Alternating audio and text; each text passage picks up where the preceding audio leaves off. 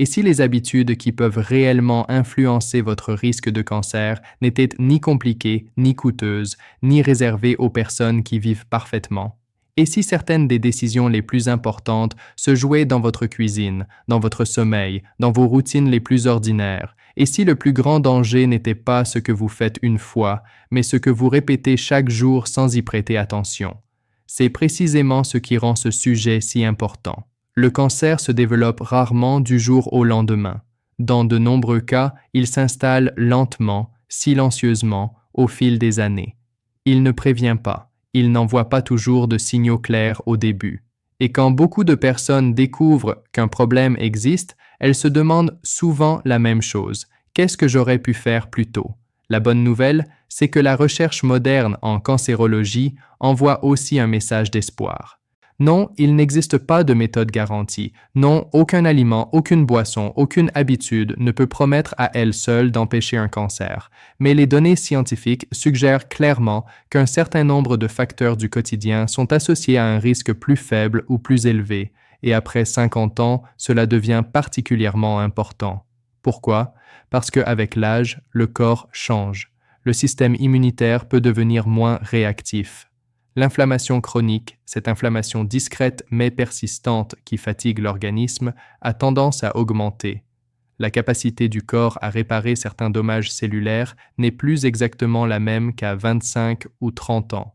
Et surtout, l'organisme porte déjà l'empreinte de décennies d'exposition au stress, au tabac, à l'alcool, au manque de sommeil, à la sédentarité, à certains aliments et à l'environnement. Cela peut sembler inquiétant. Mais voici la partie la plus encourageante. Même après 50, 60 ou 70 ans, vos habitudes comptent encore. Des études suggèrent qu'une part importante des cancers est liée à des facteurs modifiables. Cela signifie qu'il existe encore une marge d'action. Pas une promesse, pas une garantie, mais une réelle possibilité d'influencer le terrain sur lequel votre santé évolue. Et c'est exactement ce dont nous allons parler aujourd'hui. Pas de miracle, pas de solution extrême, juste 5 habitudes simples, cohérentes avec les données scientifiques actuelles, qui peuvent contribuer à réduire le risque de cancer sur le long terme. La première habitude consiste à réduire les aliments ultra-transformés. C'est un sujet dont on parle beaucoup, mais rarement de manière suffisamment concrète.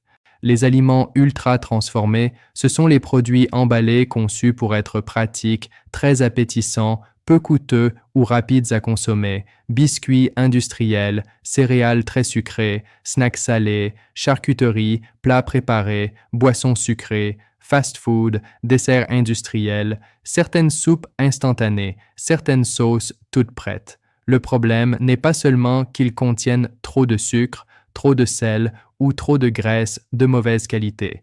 Le problème, c'est aussi qu'ils prennent souvent la place d'aliments protecteurs comme les légumes, les fruits, les légumineuses et les céréales complètes. Mais voici ce qui surprend beaucoup de gens. Le lien entre alimentation ultra transformée et santé ne se limite pas au poids ou au diabète. Plusieurs travaux de recherche suggèrent qu'une consommation élevée d'aliments ultra transformés est associée à un risque accru de certains cancers. Les raisons possibles sont multiples. D'abord, ces aliments sont souvent pauvres en fibres, alors que les fibres jouent un rôle essentiel dans la santé intestinale. Ensuite, ils peuvent favoriser l'inflammation chronique et les pics de glycémie répétés. Certains contiennent aussi des additifs, des émulsifiants ou des composés issus de procédés industriels qui soulèvent encore des questions dans la littérature scientifique, surtout lorsqu'ils sont consommés fréquemment et sur de longues périodes. Et c'est ce qui rend la situation si préoccupante. Beaucoup de personnes ne mangent pas seulement ce type d'aliments de temps en temps. Pour certains, ils sont devenus la base de l'alimentation. Petit déjeuner emballé, déjeuner rapide, encas industriels, dîner congelé. Quand ce schéma se répète jour après jour, semaine après semaine, il peut finir par modifier profondément la qualité globale de l'alimentation. Qui devrait être le plus attentif? Toute personne de plus de 50 ans qui s'appuie fortement sur les produits industriels par fatigue, manque de temps ou habitude. Et la meilleure alternative n'est pas de tout bouleverser du jour au lendemain. La stratégie la plus réaliste consiste à faire des remplacements simples. Remplacer une partie des snacks sucrés par des fruits et des noix. Remplacer les céréales très sucrées par des flocons d'avoine. Remplacer certaines charcuteries par des légumineuses, des œufs ou du poisson. Ajoutez des légumes à des repas qui en manquent. Plus votre alimentation ressemble à de vrais aliments, moins elle ressemble à un assemblage industriel, mieux c'est en général pour votre santé globale. Ce n'est pas une question de perfection, c'est une question de direction. La deuxième habitude est souvent sous-estimée parce qu'elle paraît trop simple pour être puissante. Il s'agit de bouger chaque jour, pas forcément faire du sport intensif, pas nécessairement soulever des poids lourds, pas besoin non plus de courir un marathon. Ce que la recherche suggère de manière assez constante, c'est que l'activité physique régulière est associée à un risque plus faible de plusieurs cancers, notamment le cancer du côlon, le cancer du sein et, dans certains cas, le cancer de l'endomètre. Ce lien intéresse énormément les spécialistes, car il semble passer par plusieurs mécanismes en même temps. Quand vous bougez régulièrement, vous améliorez souvent la sensibilité à l'insuline. Or, des taux d'insuline durablement élevés sont liés à un environnement métabolique moins favorable. L'activité physique peut aussi aider à réduire l'inflammation chronique, soutenir la fonction immunitaire et contribuer au maintien d'un poids plus stable.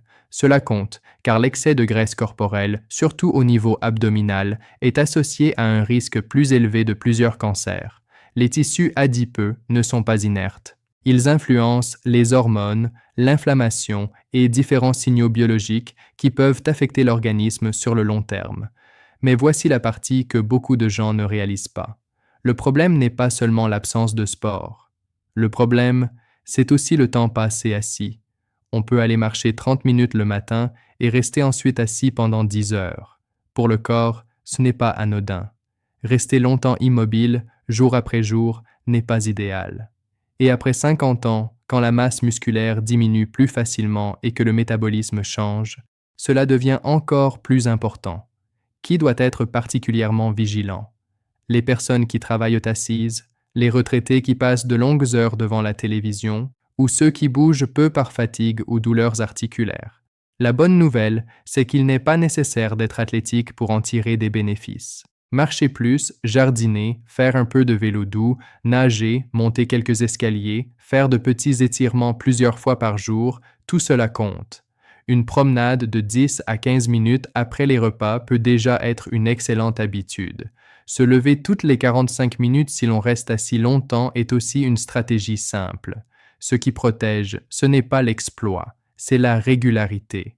La troisième habitude touche un domaine que beaucoup de personnes sacrifient depuis des années sans imaginer qu'il puisse jouer un rôle aussi large, le sommeil. Pendant longtemps, on a traité le manque de sommeil comme un désagrément, une gêne, quelque chose qu'on compense avec du café, du courage ou l'idée qu'on dormira plus tard. Mais voici ce qui est de plus en plus clair. Le sommeil est un pilier biologique majeur. Ce n'est pas un luxe, ce n'est pas du temps perdu. C'est un moment actif où l'organisme régule, répare et réorganise de nombreux processus essentiels. Des études suggèrent qu'un sommeil insuffisant ou de mauvaise qualité est associé à divers problèmes de santé, y compris une augmentation de certains risques à long terme. Le lien avec le cancer est complexe, mais suffisamment préoccupant pour retenir l'attention des chercheurs. Le travail de nuit, par exemple, qui perturbe fortement l'horloge biologique, a fait l'objet d'alertes dans le monde scientifique. Pourquoi? Parce qu'un sommeil perturbé peut influencer les hormones, augmenter l'inflammation, dérégler le métabolisme et altérer certains mécanismes de réparation cellulaire. Mais voici ce qui est surprenant. Beaucoup de personnes de plus de 50 ans considèrent les réveils nocturnes, l'endormissement difficile ou les nuits trop courtes comme quelque chose de normal, presque inévitable. Or, normal ne veut pas toujours dire sans conséquence. Pendant le sommeil, l'organisme participe à la réparation de l'ADN, à l'équilibre immunitaire et à la régulation hormonale. La mélatonine, souvent connue comme l'hormone du sommeil, joue aussi un rôle antioxydant et pourrait contribuer à protéger les cellules contre certains dommages. Lorsque le sommeil est chroniquement perturbé, cet équilibre peut être affecté. Qui devrait être particulièrement attentif? les personnes qui dorment régulièrement moins de 6 heures, celles qui ont un sommeil très fragmenté, celles qui travaillent en horaire décalé ou encore celles qui vivent dans un état de stress prolongé. Que faire alors? D'abord, cessez de considérer le sommeil comme une variable secondaire. Essayez d'avoir des horaires de coucher et de lever plus réguliers. Réduire la lumière intense et les écrans tard le soir. Garder la chambre fraîche, sombre et calme. Évitez les repas très lourds ou l'alcool juste avant de dormir. Et si les troubles persistent, en parler avec un professionnel de santé. Parfois, la mauvaise qualité du sommeil n'est pas seulement due à l'âge. Il peut y avoir de l'apnée du sommeil, de l'anxiété, des médicaments ou d'autres facteurs qui méritent une vraie attention. La quatrième habitude est probablement l'une des plus simples en apparence, mais aussi l'une des plus négligées. Il s'agit d'augmenter l'apport en fibres. Quand on parle de prévention, les fibres ne font pas rêver. Elles n'ont pas l'image spectaculaire d'un complément à la mode. Pourtant, les données les concernant sont sérieuses, surtout en ce qui concerne la santé intestinale et le risque de cancer colorectal. Et après 50 ans, cette question devient particulièrement importante, car le risque de cancer colorectal augmente avec l'âge.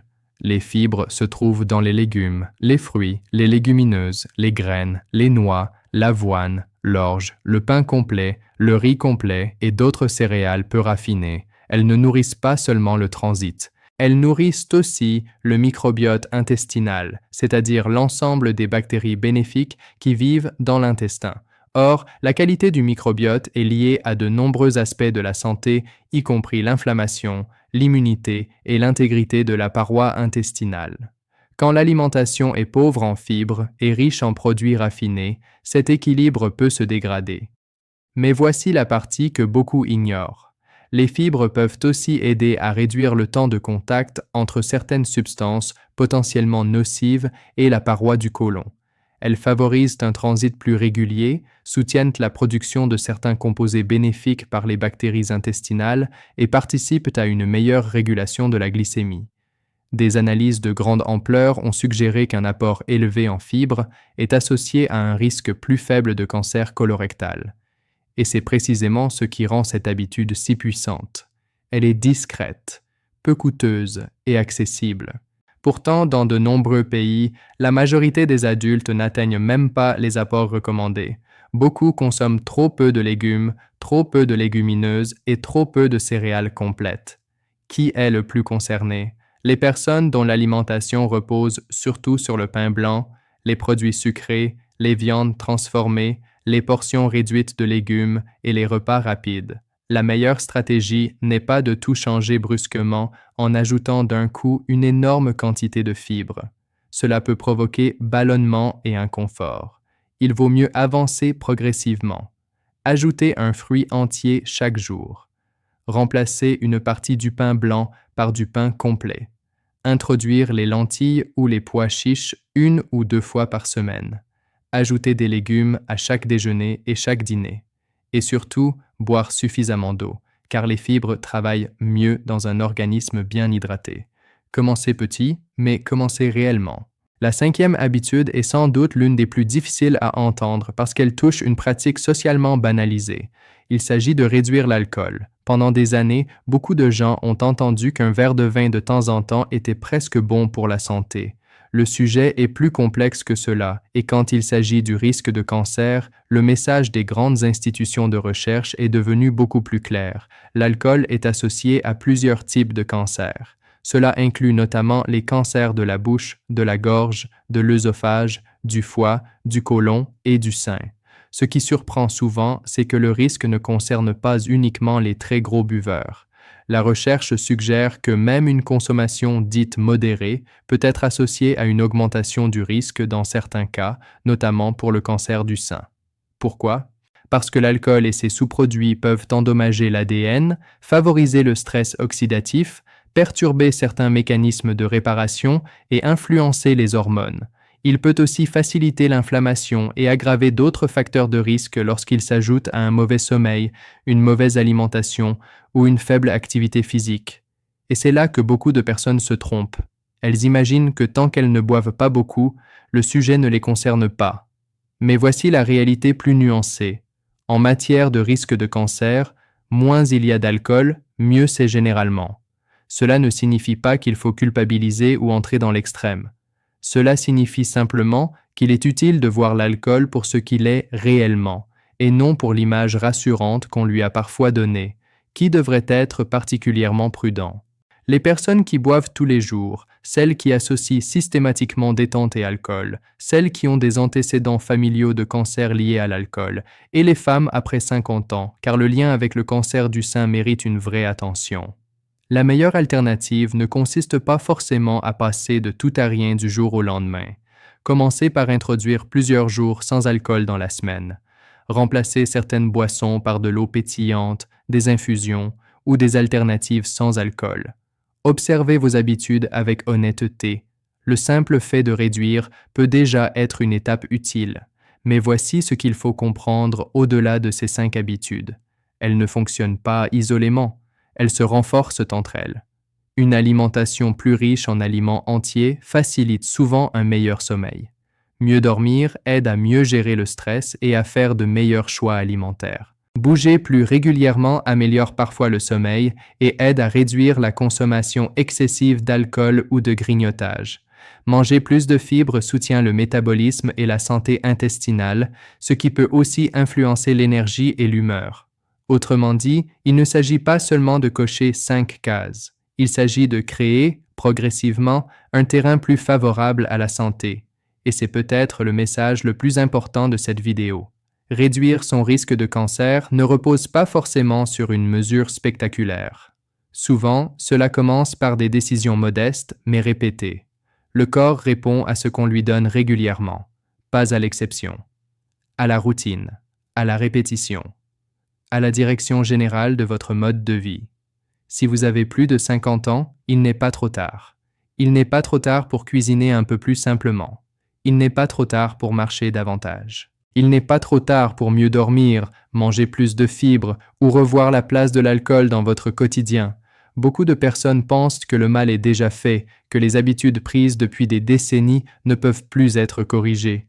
Mais la recherche suggère exactement l'inverse. Des améliorations même tardives dans la vie peuvent encore avoir un impact bénéfique sur plusieurs marqueurs de santé. Bien sûr, il faut aussi être clair sur un point essentiel. Les habitudes de vie ne remplacent pas le dépistage, les examens médicaux ou les conseils personnalisés d'un professionnel. Si vous avez des symptômes, des antécédents familiaux importants, une fatigue inhabituelle, une perte de poids non expliquée, du sang dans les selles, des douleurs persistantes ou tout autre signe inquiétant, il ne faut pas attendre en comptant uniquement sur l'hygiène de vie. La prévention passe aussi par l'attention portée aux signaux du corps et par les contrôles adaptés à votre âge et à votre situation. Alors que faire à partir d'aujourd'hui? Pas tout en même temps. C'est souvent là que les gens échouent. Ils veulent transformer toute leur vie en une semaine, puis se découragent. Choisissez une seule habitude, une seule, celle qui vous paraît la plus réaliste. Peut-être remplacer un repas ultra transformé par un repas plus simple et plus naturel. Peut-être marcher 15 minutes par jour pendant une semaine. Peut-être éteindre les écrans 30 minutes plus tôt le soir. Peut-être ajouter des légumes au déjeuner. Peut-être décider de ne pas boire d'alcool 3 jours cette semaine. Une seule habitude, répétée sincèrement, vaut souvent mieux qu'un plan parfait abandonné au bout de 4 jours. Puis, quand cette habitude devient plus stable, ajoutez-en une autre. C'est ainsi que les changements durent, pas dans la brutalité, dans la continuité, dans la répétition, dans le respect de votre réalité. Et si vous retenez une seule idée de cette vidéo, retenez celle-ci. Vous n'avez pas besoin d'attendre un diagnostic pour prendre soin de votre terrain. Vous n'avez pas besoin d'attendre un signal d'alarme pour agir. Vous pouvez commencer maintenant avec ce que vous avez, là où vous êtes. Réduire les aliments ultra transformés, bouger davantage, protéger votre sommeil, manger plus de fibres, réduire l'alcool. Ce ne sont pas des promesses miracles, ce sont des leviers simples, cohérents avec ce que la recherche nous indique aujourd'hui. Pris ensemble, ils peuvent contribuer à créer un environnement interne moins inflammatoire, plus équilibré et potentiellement moins favorable au développement de nombreux problèmes de santé, y compris certains cancers. Et c'est précisément ce qui rend ces habitudes si puissantes. Elles sont simples, mais elles ne sont pas insignifiantes. Elles sont ordinaires, mais elles ne sont pas faibles. Elles agissent lentement, discrètement, mais parfois profondément. Si cette vidéo vous a été utile, dites-le nous en commentaire. Dites-nous quelle habitude vous allez commencer en premier. Est-ce l'alimentation, la marche, le sommeil, les fibres ou la réduction de l'alcool? Votre réponse pourrait aussi encourager quelqu'un d'autre à faire le premier pas. Et si vous souhaitez recevoir d'autres vidéos claires, simples et fondées sur les recherches pour mieux vieillir et protéger votre santé après 50 ans, pensez à aimer cette vidéo, à vous abonner et à activer les notifications, parce que mieux comprendre sa santé, c'est déjà commencer à la protéger. Ce contenu est fourni à titre informatif et éducatif uniquement. Il ne remplace pas un avis médical, un diagnostic ou un traitement. Parlez toujours à un professionnel de santé qualifié avant de modifier de façon importante votre alimentation, votre consommation d'alcool, votre activité physique ou votre routine de santé, en particulier si vous avez une maladie, des symptômes ou un traitement en cours.